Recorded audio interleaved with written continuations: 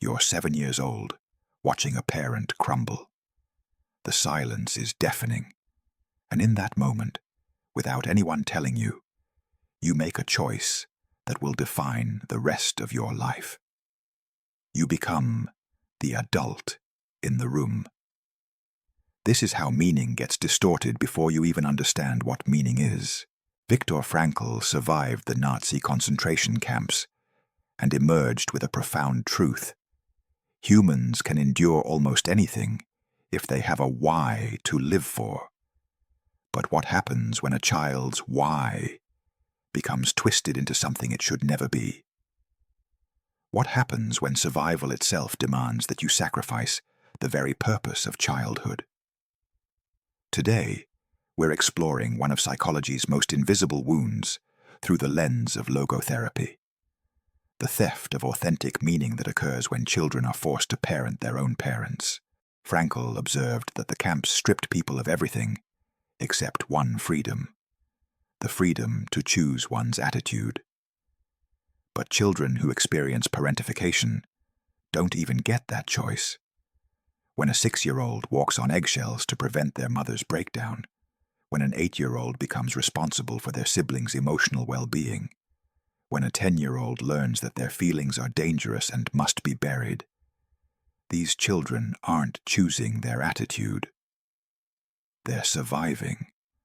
And in survival mode, meaning becomes dangerously corrupted. Frankl called this the existential vacuum, a fundamental lack of meaning that leads to emptiness and despair. But for parentified children, the vacuum forms early and takes a specific shape. Instead of developing an authentic sense of purpose, they develop what we might call borrowed purpose, a meaning system built entirely around managing other people's chaos, earning conditional love, and proving their worth through service. This isn't genuine meaning.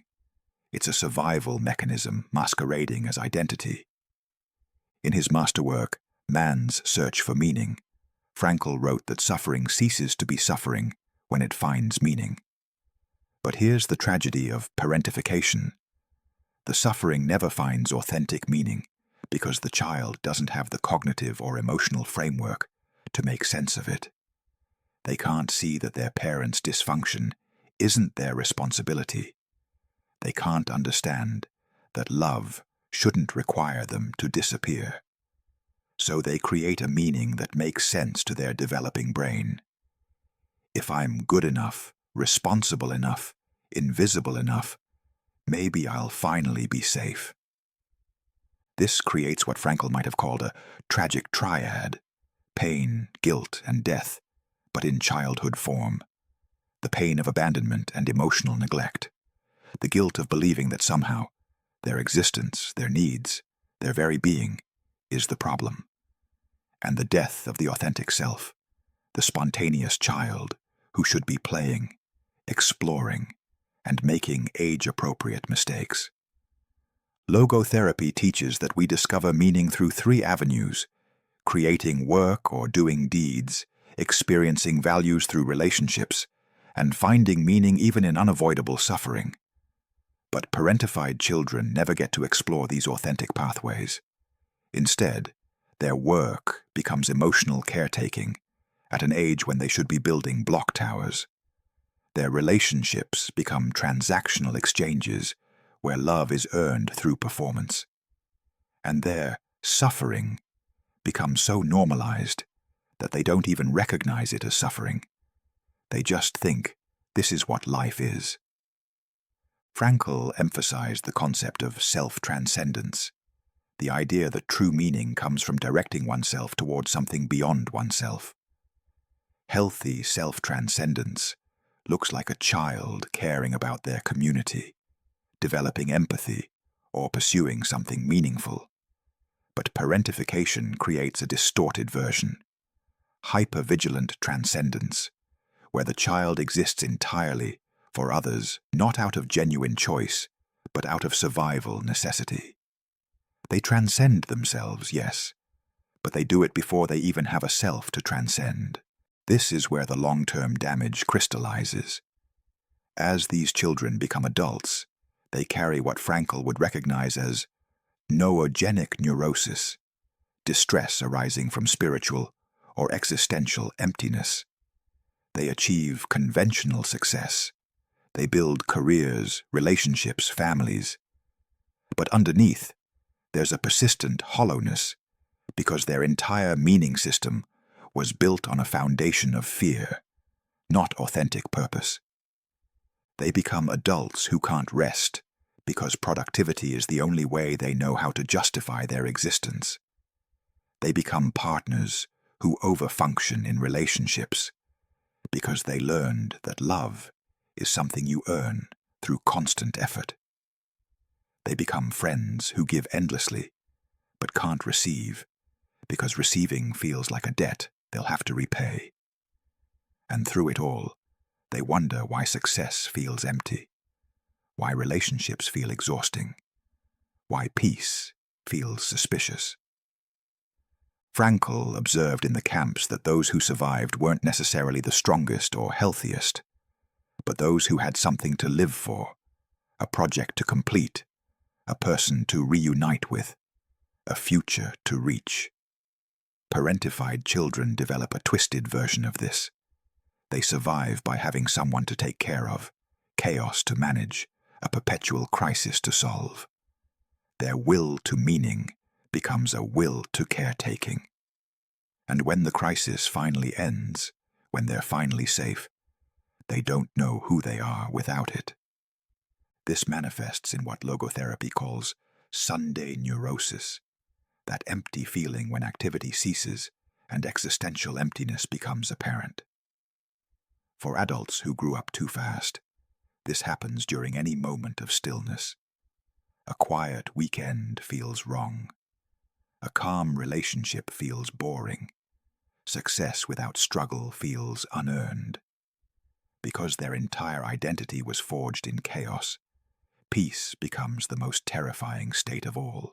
Frankl wrote extensively about the tragic optimism, the ability to maintain hope despite pain, guilt, and death. But you can't develop tragic optimism if you were never allowed to be optimistic in the first place. Parentified children often grow into adults who are competent, capable, even inspiring to others. But privately, they struggle with a deep-seated belief that they're fundamentally unworthy unless they're suffering for someone else's benefit. The existential question Frankl posed was, why do you not commit suicide? This forced individuals to confront what was meaningful enough to live for.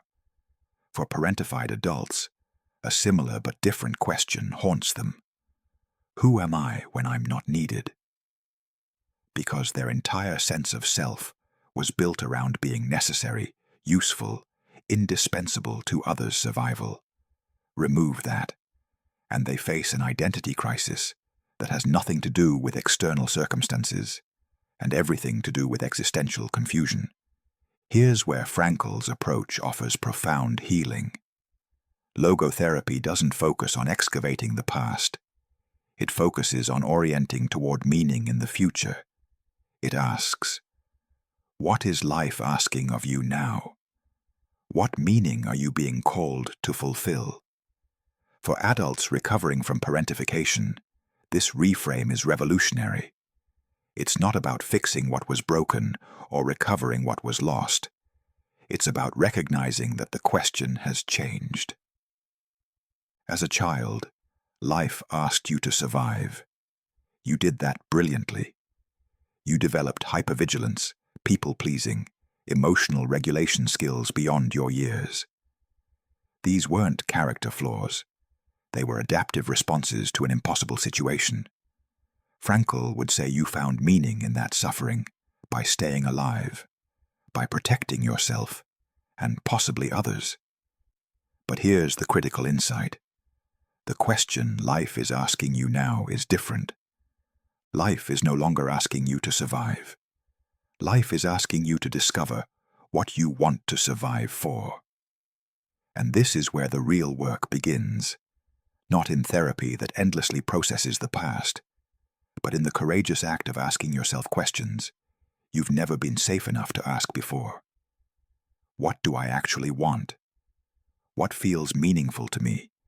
Not because it earns love or prevents abandonment, but because it resonates with my authentic self. Who am I when I'm not performing, managing, or fixing? Frankl distinguished between meaning and mere pleasure. Parentified adults often confuse productivity with meaning, chaos with purpose, self-sacrifice with significance. They chase the dopamine hit of being needed because it's the only form of validation they've ever known. But real meaning, Frankl insisted, comes from choice, from freely directing yourself towards something or someone beyond yourself, not from compulsively meeting others' needs to avoid your own emptiness. The healing process requires what Frankl called dereflection, shifting attention away from oneself and onto meaningful tasks or relationships. But parentified individuals need a paradoxical version of this. They need to stop obsessively focusing on others and redirect attention inward.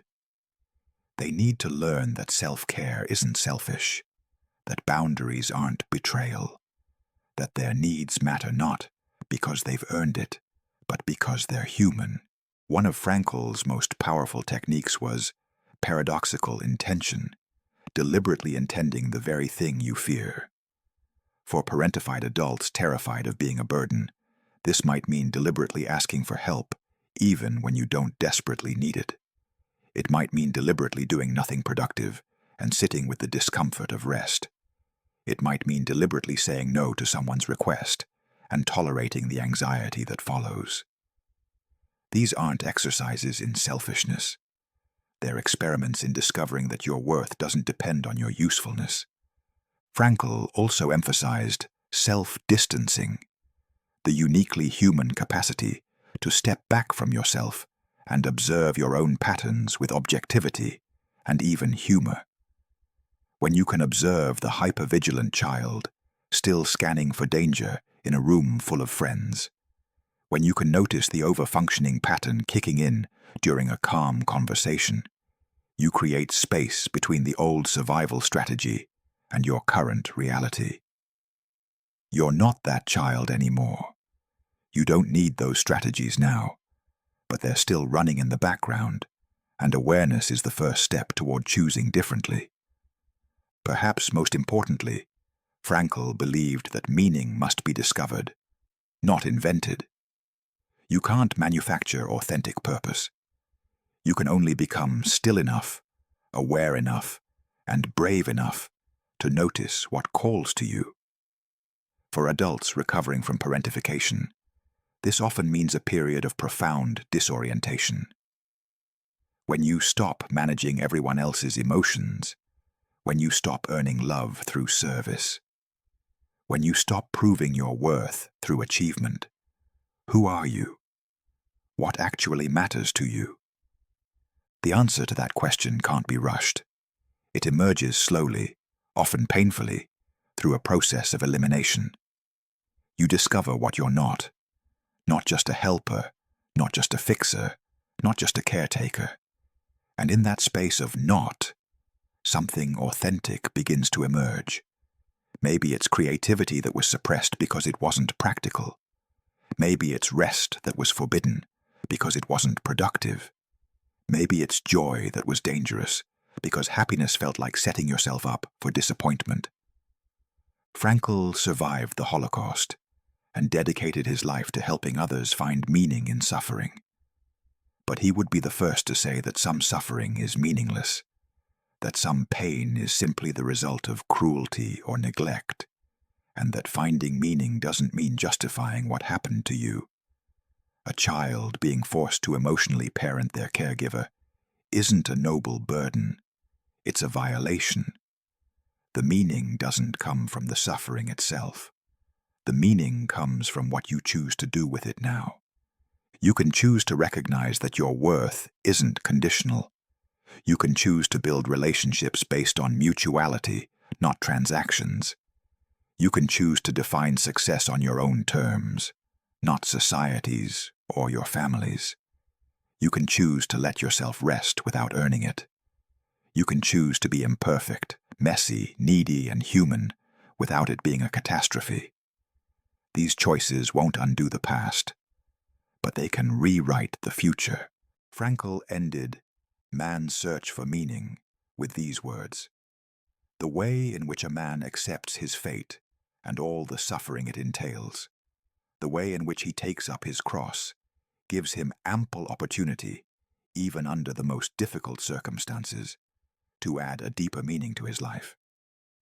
For those who grew up too fast, the cross is the burden of a childhood stolen, a self fragmented, a meaning system distorted. But the opportunity, the profound, difficult, beautiful opportunity, is to choose meaning now, not the meaning imposed by survival, not the meaning demanded by others' needs, but the meaning that emerges when you finally ask yourself, what is my life asking of me today? And what do I want it to be asking?" You were asked to be an adult before you were ready. Now you're being asked to finally become yourself. That's not regression. That's not selfishness.